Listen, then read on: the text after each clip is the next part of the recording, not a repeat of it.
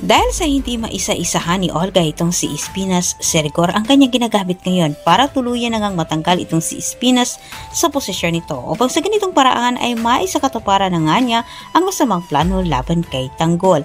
Kahit sa kanyang pagdating sa bahay ni Rigor at nang nakaharap din niya ito, agad siyang nag-imbento ng kwento at pinaniwala niya itong si Rigor na may isa umano siyang kaibigan na nakakulong at ginamit umano itong ni Espinas bilang hitman para gumawa at pumatay ng tao sa labas. At dahil may gustong patunayan itong si Rigor, naniwala naman siya sa mga sinasabi ni Olga. At sa kabilang banda, nakatanggap din ng magandang balita itong si Don Facundo mula sa kanyang abogado na nagsasabi na naayos na umano niya ang paglaya nila Marcelo. At sa grupong sinasabi nito na kung saan sila Tanggol at kanyang mga kaibigan ang tinutukoy ni abogado.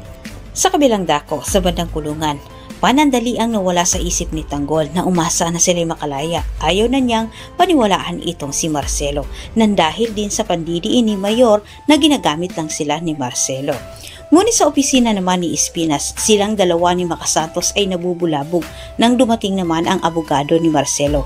Dala-dala pa ang release paper sa paglaya nila Marcelo at Tanggol. Kahit sa puntong ito, laking gulat naman ni Espinas at Makasantos at nagtataka din silang dalawa kung sino umano ang naglakad sa paglaya nila Tanggol.